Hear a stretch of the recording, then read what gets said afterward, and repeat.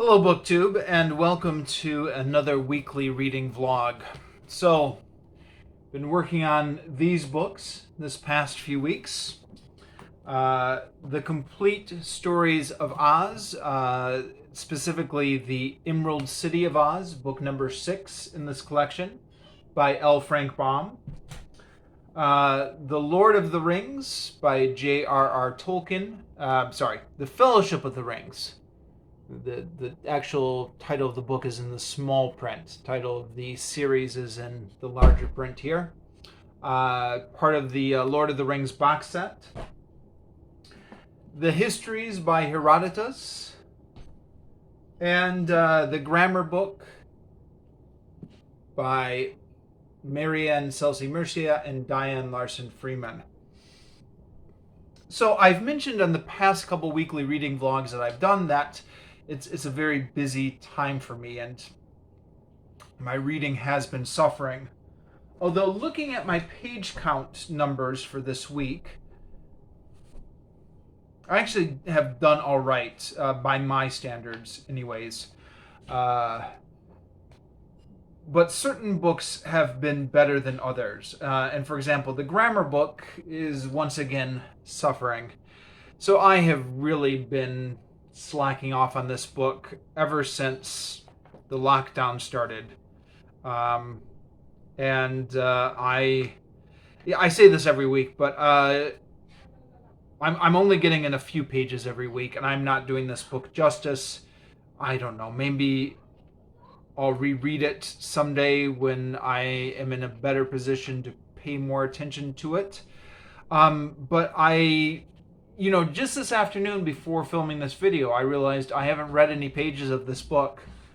So I thought, okay, I've got to at least get a couple pages read so that I can keep this book in rotation, which is my goal. Just keep this book in rotation, not to give up on it completely.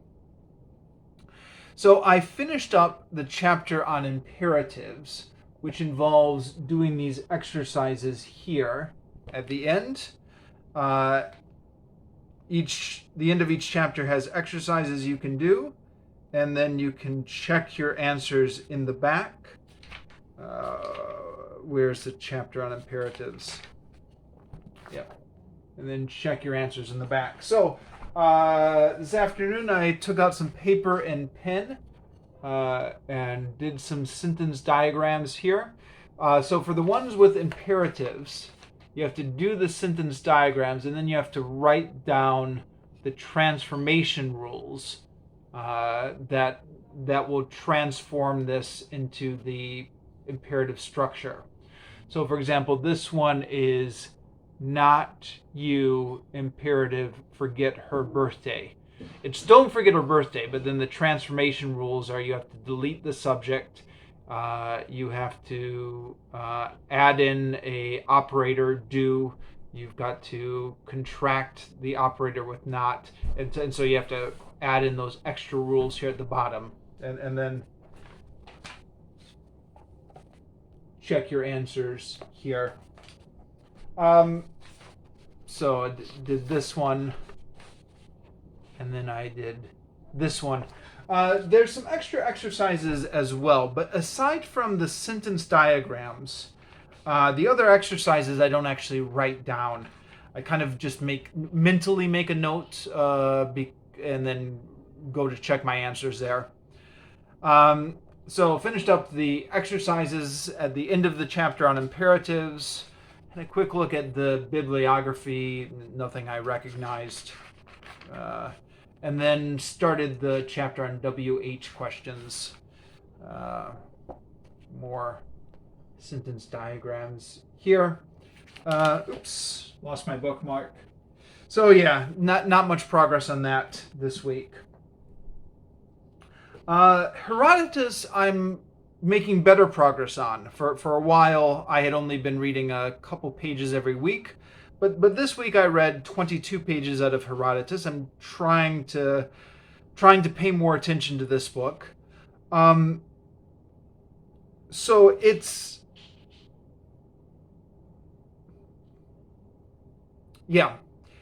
It's going good, kind of. I'm into a more famous section here. So I had been reading the sections where it's following the Persian campaign in all different lands, into Scythia and into Libya. Sorry, I think my camera just stopped. Let me try that again. I'm into a more famous part of this book now. I had been books 2, 3, and 4. Well, books 3 and 4 maybe had been following the Persian campaigns into Scythia and Libya and stuff that was interesting but not quite so well known. I'm into a section now that's more well known, which is the beginning of the Ionian Revolt, which is going to eventually lead into the wars between Persia and Greece, which of course is very well known and I believe what this whole book is leading up to. So yeah, there's the Ionians are beginning to revolt, and they send a representative over to Sparta. And this is a section I'm familiar with, even though I've never read it before, because it was in what's his name? Donald Kagan, I believe. Yeah, Donald Kagan's does a lecture. Donald Kagan, as part of Yale University's Open Lecture Series, has a series on ancient Greece, and he talks about this event in his series. Also, Dan Carlin talks about it in his Hardcore History, King of Kings, which I've reviewed on this channel before, how the Ionian emissary goes to Sparta and tries to sell Sparta on helping with the Ionian revolt. And the king of Sparta is initially tempted, but then he learns that the capital of Persia is a 3-month journey from the sea.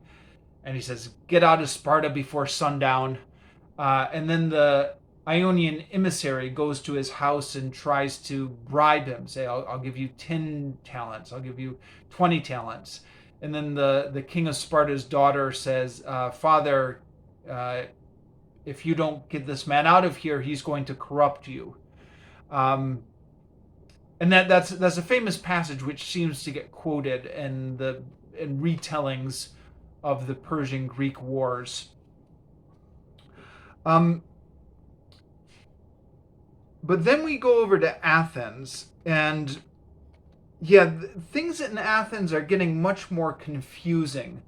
So the Athenian democracy is something I've been meaning to read up on for a long time. Something I'm vaguely interested in, but I don't know a lot about. In fact, it's one of the reasons I wanted to pick up Herodotus in the first place. Now, I had assumed that Herodotus would tell the beginnings of Athenian democracy. Because I just thought, well, Herodotus is the first history, right? He's the father of history. But I'm getting the impression that all happened before the time period Herodotus is writing about. And I'm not, I've been on Wikipedia trying to figure out where this stuff is from, but been having a hard time with it. Wikipedia, I've been discovering, is not a great place for finding the original sources on something. So, you know, if there's a character in Herodotus that catches my eye, and I'll go to Wikipedia, there'll be a whole big list on Wikipedia about the guy. And I'll be like, there'll be a whole big article on Wikipedia. But almost all of their links are almost to secondary sources. And if you try and be like, okay, so if I want to read about this guy, what are the ancient sources I go to? That Wikipedia does a much less good job on. So I've been using Wikipedia to try and supplement the information here on what's going on in Athens, and it's evident from Wikipedia that there are apparently much more more sources on what was going on in Athens in this early stage of the democracy than Herodotus, but I'm having trouble tracking down what further reading I might need to do on this. But Athens, the democratic revolution in Athens, whenever that happened, apparently it was before the period Herodotus is writing about.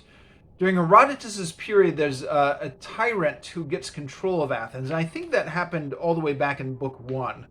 I've been reading through this book so slowly that the circumstances of that are a little bit faded in the memory, although I've been trying to refresh that. So the Athenians are trying to get... Athens is divided into factions, some supporting the tyrant, some not. The sections that are against the tyrant are trying to get Sparta in to help them. And so Sparta is coming in, but then the Spartan king is allying himself with one faction. All that's not really the problem, though. The problem is there's so many Greek names and Greek terminology that I'm having a little bit of trouble sorting stuff out. And the book has been going relatively smooth up until this point. The sections on Persia and Scythia and stuff like that, I can kind of make my way through that with the aid of the maps and with the aid of the endnotes in the back. But now I'm getting confused with, what's the difference between Ionian Greek and a Dorian Greek and a Boeotian and the Chalcidians. There are all these different names. I think Dorians are the Spartans, and Ionians are the Athenians. But yeah, the endnotes. There's a lot of endnotes in this book. I keep constantly going to the back to check the endnotes. And yet there are sections where you want an endnote, and it's not really there. For example, it was talking about how Athens was divided into tribes based on, named after the sons of Aeon. And I was like, okay, who is Aeon? A mythological figure? There's nothing in the endnotes, really. So I go on to Wikipedia to try and search about Aeon. I'm going to Wikipedia more and more for this section. There's also the Alcmaeonids, which I guess is a faction in Athens, or a famous family in Athens, which is under some sort of curse because of some sacrilege that was committed a long time ago. And that I had to go to Wikipedia again to find out what that curse was. So I'm wishing that the footnotes or the endnotes were more complete here when it comes to the history of Athens and Sparta. It's been, for the sections dealing with the Persian Empire, I haven't been complaining. Now, I know a number of you guys on BookTube have read the Landmark Herodotus, and I think I might look into trying to track down the Landmark Herodotus someday myself, and maybe read both versions and see how they compare, or see if anything makes more sense in the Landmark edition. I'm in Vietnam, so a special book like that would involve going back to the U.S. But on the next trip back to the U.S., I might put that on my shopping list. It might be one of the... I can only take a few books with me back each time because they fill up suitcase space. But I might try and make that one of my books. Okay, and then The Lord of the Rings, The Fellowship of the Ring, book 1 in the Lord of the Rings trilogy, which I made good progress on. I got from page 336 to 444, so that's 108 pages. That's good for me. 100 pages is good at my pace. So, yeah. It's interesting, this book. It moves at such a slow pace with such detailed descriptions of the landscape. We go over this hill and we go down into this valley. We follow this river and we pass these special trees that are sacred to the ancient elves and this special river of legend. There's such detailed descriptions of the landscape that the narrative, it's just crawling along at a very slow pace, which when I first did this book 20 years ago as an audiobook drove me nuts. But I know what to expect now, and I know what kind of atmosphere Tolkien is going for. So I'm okay with that now. I'm along for the ride. But what's interesting about this section I read this week is they go into the mines of Moria. Now, I'm going to assume that everybody has seen the Peter Jackson movies, even if you've not read this book. I mean, this being book 2, probably everyone has read the book as well, but everyone has seen those Peter Jackson movies, right? So you'll remember that inside the mines was like the climax of the first movie, the big action set piece where they were fighting all the orcs in the mines. And it's an interesting section. I was reading here about the mines of Moria, and I was like, boy, that sounds really familiar. Where did I hear that before? And I went back, and it is actually talked about in The Hobbit. It's alluded to in The Hobbit, I think, as one of the places where the goblins had killed one of Thorin's grandfather or father. So they're going back in these mines where apparently there's this dwarvish history. And they've got Legolas and Gimli with them now. Oh yeah, that's another thing that happened in these 100 pages. The whole Fellowship of the Ring thing is set up with Legolas and Gimli and Boromir and the rest. Now, this is another thing that confused me when I first did this 20 years ago on audiobook. I was like, who is Gimli? Where did he come from? Who is Legolas? Now, reading it slowly, and of course, being familiar with the movies, of course. Well, sorry, let me back up. Being familiar with the movies, of course, I knew that Gimli and Legolas were coming, so I knew to look out for them. And also reading this slowly and trying to pay very careful attention to it this time around. I, of course, recognized their names when they came up in the Council of Elrond. But Legolas and Gimli are mentioned very offhand. I think they're just like mentioned very briefly in the Council of Elrond, and not a big deal is made of either of them. But then all of a sudden they're off on this quest, and they're part of they're one of our main characters. So these kind of things, I'm beginning to see how I would have missed this kind of thing very easily when I did this on audiobook. Right. So Gimli's going along. He's the dwarf now, so he's got an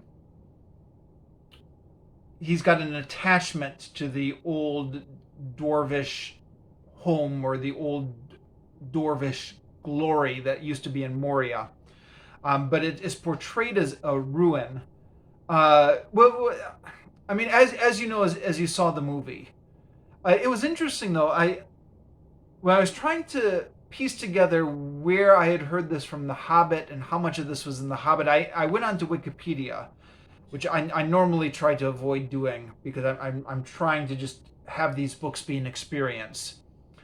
But Wikipedia said that Tolkien's descriptions of the mines of Moria has inspired like a lot of board games and role-playing games because of the detailed descriptions of all these different halls and passageways that they travel through in these mines. And sure enough, reading that description, you can see where this would spark people's imagination. These dark abandoned halls that are all underground, where there's no light now except for that little light that is on Gandalf's staff. When later on they'll get some light when they go up. Traveling through all these passageways and tunnels and staircases, and then they get into these great big halls where there are very ornate columns carved. And a place that was once upon a time a great center of dwarvish activity and trading. Just immersing yourself in the whole atmosphere of this is, I think, the appeal of this book, these kind of books. And then they find the tomb of Balin, who I didn't quite, I'm not sure I quite clued into this in the Peter Jackson movie, or maybe they did it differently in the Peter Jackson movie, I forget. But Balin had been one of the original dwarves from the Hobbit. Now we find out he'd been killed in the mines of Moria. And then, well, they're still absorbing what had happened to Balin. Then the orcs attack.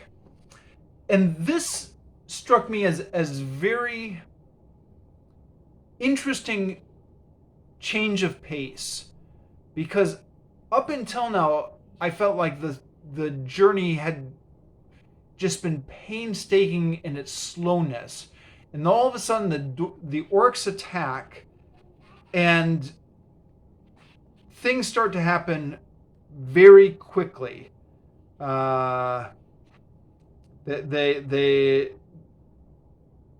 There's a very furious fight. They have to run very quickly. The description is very clipped and tense of all this fighting. And I found the change of pace a little bit jarring. Not that I'm necessarily complaining, because it's the most intense part of the book, or the most intense part of the book so far, and it's very well done. Just kind of the terror of being trapped in these rooms and having the orcs come after them, and then just the way what's the expression? The wire keeps tightening, or the screws keep tightening, as they more and more enemies are coming after them, and then there's a fire that they have to escape, and it just gets very tense very quickly. But made me think. Well, it made me think a few things. I mean, it made me think, for one thing, when you think about this, the appeal that these books have, or how they've been very popular with a lot of teenage boys for a long time, and Led Zeppelin were big fans of the book, and all that kind of stuff. You can easily picture these parts in the mines of Moria fighting the goblins with these really intense scenes as being stuff that obviously must have appealed to so many people for so long. But then you have to think, well, okay, but anyone who's made it to that section has had to come through a long part of descriptions about all the landscape they've trudged over, and all the various different parts of the Shire that they had to come through. So it's interesting the broad appeal this book has had, given the different demands that are put on the reader. And then there's the part about Gandalf with the Balrog. And that is just beautifully done. The Balrog, the description of the Balrog is a little bit vague. And of course, I've seen the Peter Jackson movies, so I had some sort of visual already in my mind to grab onto. I'm not quite sure what I would have made of it had I not seen the movie first. But then there's that famous scene on the bridge, which was so famous in the Peter Jackson movie, but even just in the book, it's really got a lot of drama in it. Maybe I'll just read this section. The Balrog reached the bridge. Gandalf stood in the middle of the span, leaning on the staff in his left hand, but in his other hand, Glamdring is the name of his sword, gleamed cold and white. His enemy halted again, facing him, and the shadows about it reached out like two vast wings. It raised the whip, and the thongs whined and cracked. Fire came from its nostrils, but Gandalf stood firm. "You cannot pass," he said. The orcs stood still, and a dead silence fell. "I am a servant of the secret fire, wielder of the flame of Anor. You cannot pass. The dark flame will not avail you, flame of Udon. Go back to the shadow. You cannot pass." The Balrog made no answer. The fire in it seemed to die, but the darkness grew. It stepped forward slowly onto the bridge, and suddenly it drew itself up to a great height, and its wings were spread from wall to wall. But still Gandalf could be seen glimmering in the gloom. He seemed small and altogether alone, gray and bent, like a wizened tree before the onset of a storm. From out of the shadow, a red sword leaped, flaming. Glamdring glittered white in response. There was a ringing crash and a stab of white fire. The Balrog fell back, and its sword flew up in molten fragments. The wizard swayed on the bridge, stepped back a pace, and then again stood still. "You cannot pass," he said. With a bound, the Balrog leaped full upon the bridge. Its whip whirled and hissed. "He cannot stand alone," cried Aragorn suddenly, and ran back along the bridge. "Elendil," he shouted, "I am with you, Gandalf." "Gondor," cried Boromir, and leaped after him.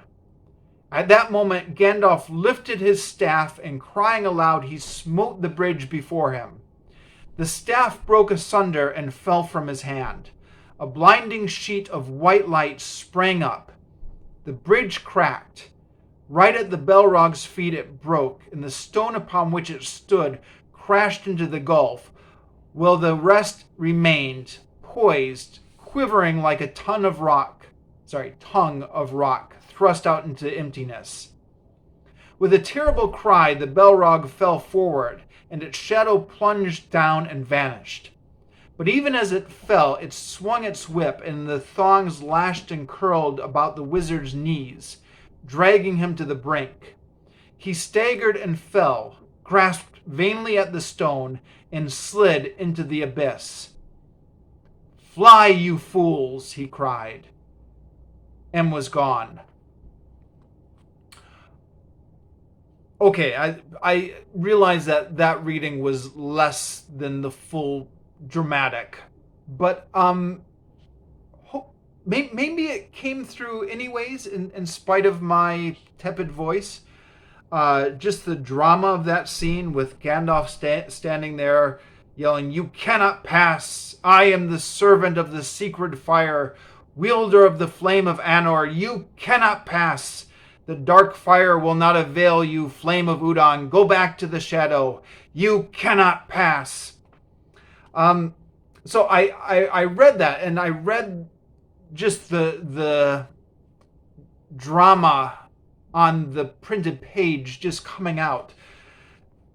And I thought to myself, I've got to go on YouTube and remind myself about how this looked in the Peter Jackson movie. Even though this is something I've been trying very hard not to do. Something I've been trying very hard not to do is to watch clips of the Peter Jackson movie, because I'm trying to get myself immersed in the book as a book, and I don't want to get pulled out of that by going back to the movie. But I thought the curiosity got the better of me, and even though I'd seen the movie, it's been years, so I thought I'd watch that clip again. It's interesting. In the movie, he starts off with "you cannot pass," but then the big dramatic is "you shall not pass" is the big dramatic note in the movie. Whereas it's "you cannot pass" is just what he repeats over and over here. Then they escape from the mines of Moria, and they're out of the mountain. And then, of course, we get more landscape. And, you know, the thing about these landscapes, I don't know if anyone else has this problem reading the book, but I need to brush up on my landscape geography or my geographical terms to understand what's going on. So, for example, this is all from page 1 of chapter 6. So they're outside. They're outside the mountain now. They're looking at the landscape, and at the head of the glen. What is a glen? A torrent flowed like a white lace over an endless ladder of shortfall. And then "Yonder is a Dimrill stair," said Aragon, pointing to the falls. "Down the deep cloven way." What does deep cloven mean? To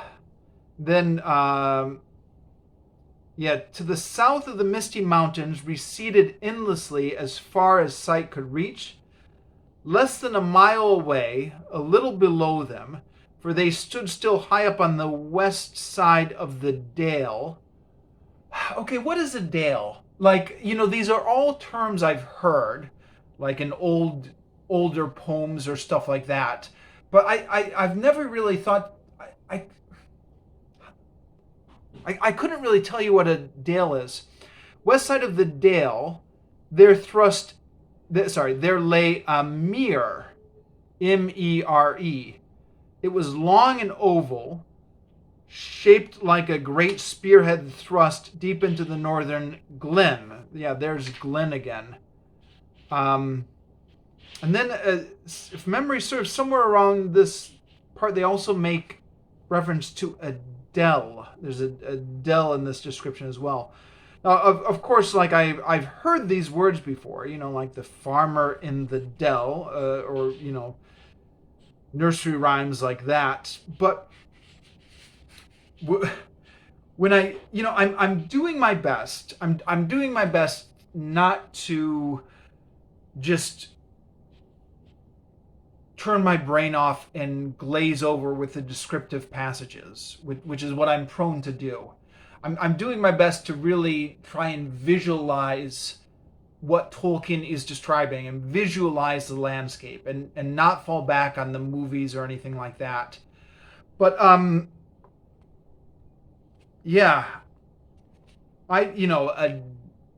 glen, a mere, a dale, a dell, all this stuff. I'm really having trouble visualizing it. Okay, the last one is the Emerald City of Oz. This is part of the complete Stories of Oz, which I'm working through with Dane Reads as a buddy read. And this one is book number 6 in the collection. Now, this is where I got stalled out last time around when I tried this collection 5 years ago. And this time, I'm committed to try and getting it through. And I think I've already passed the point where I stopped reading 5 years ago. So from here on out, the rest of the book is going to be new territory for me. You won't hear me say, I remember this part from 5 years ago, or this or that.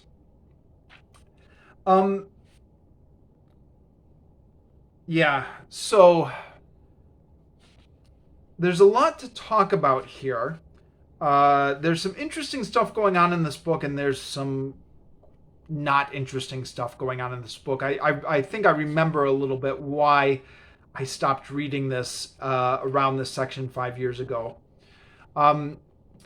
There's two stories going on simultaneously here, and this is a new narrative structure that has not been in this Oz books before.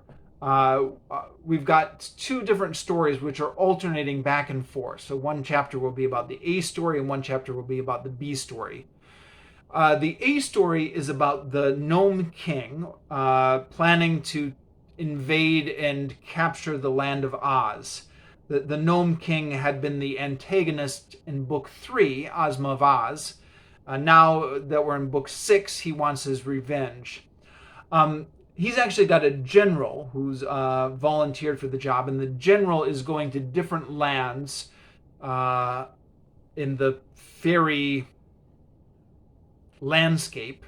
So it's not inside Oz. Oz is in the middle, and then there's a deadly desert that surrounds Oz, and then there are various different other magical lands all surrounding Oz on the outskirts of the deadly desert. So the general of the Gnome King is going from place to place to recruit other evil creatures to take part in the invasion of Oz. It's interesting. It's also a bit repetitive because he's going from one place to another and getting one group after another to join him in his army. Meanwhile, Dorothy, with Aunt Em and Uncle Henry. Aunt Em and Uncle Henry are about to lose their farm to the banks because they've got a mortgage that they can't pay off and the bank is going to take their farm. So Dorothy gets permission from Ozma to bring Aunt Em and Uncle Henry into the land of Oz so that they can all live in the land of Oz now, and that there's no more back and forth between Oz and the real world, which should make the narrative of future books a lot smoother. Although, I'm given to understand via Wikipedia and other sources that L. Frank Baum actually was trying to end the Oz series on this book. So I guess he wasn't thinking of future narrative books, future narratives in other books. This was maybe, I guess, his way to tie a bow on the series and have everyone all live happily ever after. The utopianism in Oz, which had first creeped up in the previous book, is in this book again. And in fact, it's coming on even stronger.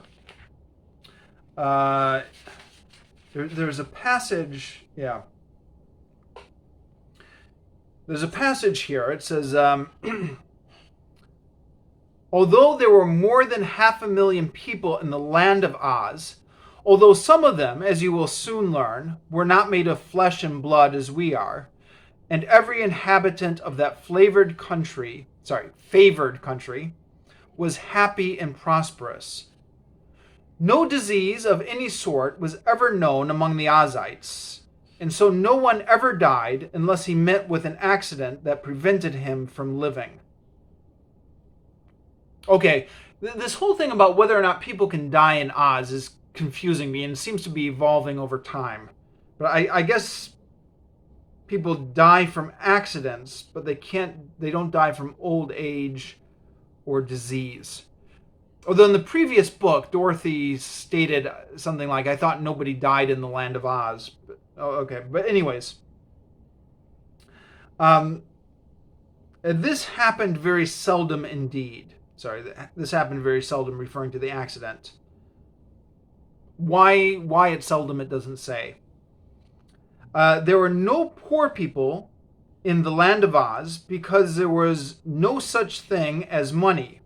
And all property of every sort belonged to the ruler. Now that's interesting. It's not that all property was held in common. It's that all property belonged to the ruler. So this is some sort of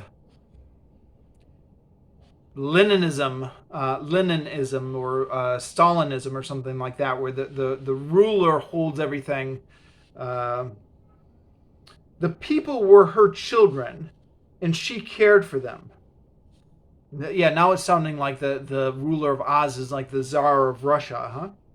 Each person was given freely by his neighbors whatever he required for his use, which is as much as anyone may reasonably desire. Okay, so now it's sounding like the Book of Acts. Some tilled the lands and raised great crops of grain, which was divided equally among the entire population, so that all had enough. There are many tailors and dressmakers and shoemakers and the like, who made things that any who might desire them might wear. Likewise, there were jewelers who made ornaments for the person, which pleased and beautified the people, and these ornaments were also free to those who asked for them. Each man and woman, no matter what he or she produced for the good of the community, was supplied by the neighbors with food and clothing and a house and furniture and ornaments and games. If by chance the supply ever ran short, more was taken from the great storehouses of the ruler, which were afterwards filled up again, and when there was no more of any article, which were afterwards filled up again when there was no more of any article than the people needed. Everyone worked half the time and played half the time, and the people enjoyed the work as much as they did the play, because it is good to be occupied and to have something to do. There were no cruel overseers set to watch them, and no one to rebuke them or to find fault with them. So each one was proud to do all he could for his friends and neighbors, and was glad when they would accept the things he produced. You will know by what I have here told you that the land of Oz was a remarkable country. I do not suppose that such an arrangement would be practical with us, but Dorothy assures me that it works fine with the Oz people. Okay, you know what? I just realized something.